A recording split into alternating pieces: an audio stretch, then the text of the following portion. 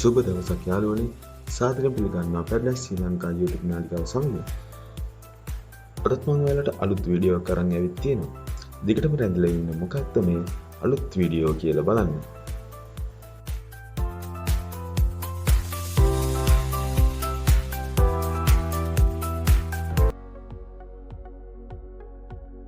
ණය කියන්නේ අද අපි හැමෝටම සුපුරුදු මාතෘකාවක්. මේ වීඩියෝවෙන් මම අරගෙන ඇවිල්ලා තියෙන්නේ ණය බරින් නිදහස් වීමට ඔබ අනුගමනය කරන්න ඕන ක්‍රමවේද පිළිබඳව.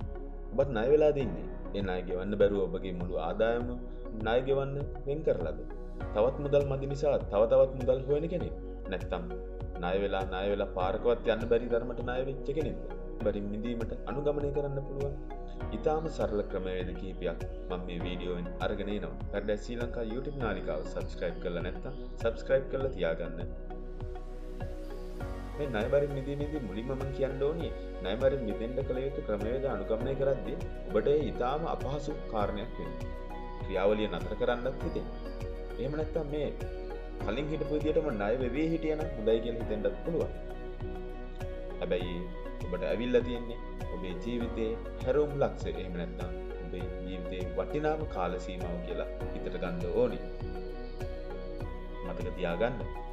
කන්දක් නැග්ගොත් අනිවාර්යයෙන්ම පල්ලමක් හම්බ වෙනවා. ඔබ නගින්න උත්සාහ කරන්නේ අන්න ඒ කන්දට. කතාවකුත් තියෙනවා. උත්සාහවන්තයා ජයගනී කියලා. ඔබ මේ ණය බරින් නිදහස් වීමේ ක්‍රම අමාරුවෙන් අනුගමනය කරලා එම කාලය පසු කරා කියන්නේ ඊළඟට ඔබට තියෙන්නේ පොහොසතෙක් වීමේ යා යුතු මාර්ගය. එහෙමනම් අද අපි බලමු මොනවද මේ ණය බරින් නිදහස් වීමට අනුගමනය කරන්න ඕනේ ක්‍රමවේද කියලා. පළවෙනි ක්‍රමවේදයේ විදිහට මම අරගෙන ආවිල්ලා තියෙනවා තවත් ණය වීමෙන් වැළකී සිටින්න ඕනේ. ඔබ පවතින ණය ගේමට තවත් ණය ගන්න එකකින් වෙන්නේ ඔබ තවත් ආපස්සට යාමයි. ණය මඩවලේ එරීමයි. එහෙමනම් ඔබ දැන් තීරණය කරන්න ඕනේ මේ තියෙන ණය ගෙවන්න ආයේ කිසිදු එක ණයක්වත් ගන්නෙ නැහැ. ඒ වෙනුවට උපයන ආදායමෙන් ගෙවීමට උත්සාහ කරනවා කියලා. මේ ණය බරින් නිදහස් වීමේ ඊළඟ ක්‍රමවේදයේ විදිහට මම අරගෙන ඇවිල්ලා තියෙනවා ඔබගේ වියදම් කිරීමේ පුරුදු කළමනාකරණය කරගන්න ඕනේ. මේක ඊටාම වැදගත් කාරණයක්. ඔබ දකින දේ මිලදී ගන්න කෙනෙක්ද? එහෙම නැත්නම් කැමති ආහාර මිලදී ගන්නවද? එහෙම නැත්නම් මෝටර් සයිකලයකට තෙල් ගහගෙන නිකරුණේ රට වටේ ණය ගන්න ඇවිදින කෙනෙක්? ඒ වගේම අනවශ්‍ය මිතුරු සම්භාෂණ වලට පාටි වලට සහභාගී වෙනවද? ඔබේ අසල්වැසියා කරන දේ ගන්න දේ කරන්න උත්සාහ කරන කෙනෙක්ද? එහෙමනම් අදම ඔබ මේ දේවල් සීමා කරන්න ඕනේ. ඔබට අත්‍යවශ්‍යම දේට පමණක් ඔබේ මුදල් වැය කරන්න. ලැබෙන මුදල අත්‍යවශ්‍ය දේට පමණක් වෙන් කරන්න. මොකද ඔබේ ණය ගෙවන්න මේ අසල්වැසියේවත් මිතුරන්වත් කවුරුත් ඉදිරිපත් වෙන්නේ නැහැ කියලා ඔබ දැන් හොඳටම දන්නවා. ණය බරින් මිදෙන්න ඔබට අනුගමනය කරන්න පුළුවන් තවත් ඉතාම පහසු ක්‍රමවේදයක් තමයි ඔබගේ වැටුප සහ අමතර මුදල් ඉපීම වැඩි කරගන්න ඕනේ. ඔබ උපයන මුදල් ප්‍රමාණය වැඩි වුණොත් තමයි ඔබේ ණය ඉක්මනින් ගෙවලා ඉවර කරන්න පුළුවන් වෙන්නේ.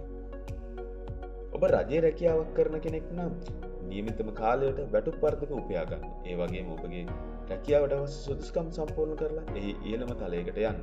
එතකොට ඔබට ඉතා විශාල වැටුපක් හිමි වෙනවා. ඔබ පෞද්ගලික අංශයේ රැකියාවක් කරනවා නම් එහි ඉපීමට හැකි උපරිම මුදල ඉපීමට ඔබ උත්සාහ කරන්න. ඒ වගේම ඔබ සාමාන්‍ය වැඩ කරන කාල සීමාවට වඩා ඉපීමට කාලය වෙන් කරන්න.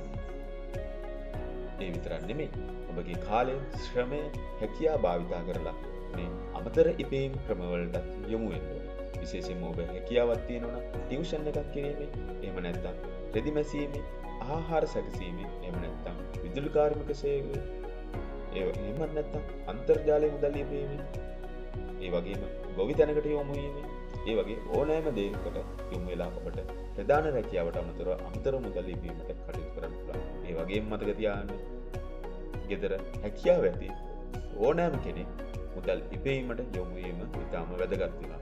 විශේෂයෙන්ම ගෘහණියක් සිටින ඇයට හැකියාව ඇති ඕනෑම දක්ෂතාවයක් භාවිතා කරලා එහෙම නැත්නම් දක්ෂතාවයක් ඉගෙනගෙන දක්ෂතාවය සකසාගෙන එයින් මුදල් ඉපීමට යොමු වෙන්න ඕනි. ඔබ මේ ණය බරින් මිදීමට නම් කාලය ශ්‍රමය මුදල් බවට පරිවර්තනය කරගන්න. ඊළඟට මම ඔයාලට අරන් ඇවිල්ලා තියෙනවා මේ ණය බරින් මිදීමට අනුගමනය කරන්න ඕනි තවත් ඉතාම පහසු ක්‍රමවේදයක්. ඒ තමයි ඉතිරි කිරීමට උත්සාහ කරන්න. අනිවාර්යයෙන්ම ඔබ ණය බරින් මිදීමට නම් ඔබ උපයන මුදලින් ඉතාම සුළු මුදලක් ඉතිරි කරන්න පුරුදු වෙන්න ඕනේ. සාමාන්‍යයෙන් ඔබ ඉපැයීමේ ආදායමේ 10% ප්‍රමාණයක් ඉතිරි කිරීමට උත්සාහ කරන්න ඕනේ. ඒ වගේම ඔබ ප්‍රධාන රැකියාවට අමතර ආදායම් කරනවා යම් කිසි මාසයක හෝ දිනක වැඩි ලාභයක් උපයලා තියෙනවා නම් ඒ මුදල අනිවාර්යයෙන්ම ඉතිරි කිරීමට උත්සාහ කරන්න. ඒ වගේම යම් කිසි කාලයක් මේ ඉතිරි කරන මුදල අනිවාර්යයෙන්ම ඔබට වියදම් කිරීමට නෙමෙයි එය නැවතත් මුදල් ඉපීමේ ක්‍රමවේදයකට ආයෝජනය කරන්න ඔබ සූදානම් වෙන්න ඕනේ. ඒ වගේම මේ මුදල ආයෝජනය කළ යුතුයි ඔබ මුදල් වෙන ක්‍රමවේදයකට. එහෙම වුණොත් ඔයාලට පුළුවන් ඔබ මේ ණය වෙලා ඉන්න එක ඉක්මනින්ම නිදහස් වීමට හැකියාව ලැබෙනවා. ණය බරින් නිදහස් වීමට ඊළඟට අනුගමනය කරන්න ඕනි ඊටාම වැදගත් කාරණයක් මම අරගෙන එනවා. ඒ තමයි ණය හිමියන් සමග සාකච්ඡා කරන්න. ඔබ මේ සියලු කාර්යයන් කිරීමට නම් අනිවාර්යයෙන්ම කළ යුතු දෙයක් තමයි ඔබ ණය අරන් තියෙන ආයතනෙ එහෙම නැත්නම් ණය හිමියාගේ එහෙම නැත්නම් පොලී හිමියාගේ සමග සාකච්ඡා කිරීම. මේක ඊටාම වැදගත් කාරණයක්. මතක තියාගන්න මේ කතා කරන්න යනවා සාකච්ඡා කරන්න යනවා කියන්නේ ඔබේ ඇති සියලු අරමුණු සිතුම් පැතුම් ඔහු සමග ප්‍රකාශ කිරීම නෙමෙයි. ඒ කියන්නේ ඔබ කරන්න හදන දේ ඔහුට පැවසීම නෙමෙයි. ඔබේ ණය වාරිකයේ පොලී මුදල කොටස් මුදල ඔබට පහසු වෙන ආකාරයකට අඩු කර ගැනීමට කාලය ඉල්ලා ගැනීමට සුහදව මිත්‍රශීලීව ගනුදෙනු සාකච්ඡා කිරීමට සිදු කරන හමුවක් විය යුතුයි. අනිවාර්යයෙන්ම ඔබ මේ ණය හිමියා ආයතනය සමග මිත්‍රශීලීව කටයුතු කළ යුතුයි. මොකද ඔබ මේ යන්නේ ජයග්‍රහණයක් සඳහා යන ගමනක්. ණය බරින් මිදීමට අනුගමනය කළ යුතු ක්‍රමවේද අතරින් අවසානයේට මම අරන් ඇවිල්ලා තියෙනවා අයවැය සකස් කරගෙන. අනිවාර්යයෙන්ම ඔබේ ආදායම් වියදම් අනිවාර්යයෙන්ම අයවැයක සකසා ගත යුතුයි.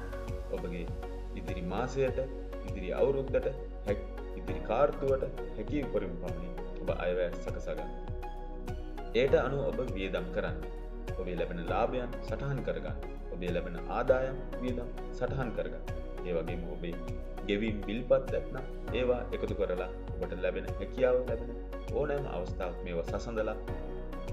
මේවා සසඳමින් ඔබගේ අරමුණු ඉටු වී ඇද්ද? ඔබ මේ මාසයේ බලාපොරොත්තු ඉලක්කය ළඟා කරගෙන ඇද්ද කියලා තීරණය කිරීමට කාලය වෙන් කරගන්න. ඔබ අනිවාර්යයෙන්ම ණය බරින් මිදීමට නම් ඔබගේ ඉදිරි කාලය පිළිබඳව අයවැය සකසා ගැනීම අනිවාර්යයෙන්ම කාර්යයක් වෙනවා. ඉතින් මම ඔයාලට අද අරගෙන ආවා ඔයාලගේ මේ ණය බරින් මිදීමට ඔබට අනුගමනය කරන්න පුළුවන් ඊටාම පහසු ක්‍රමවේද කිහිපයක්.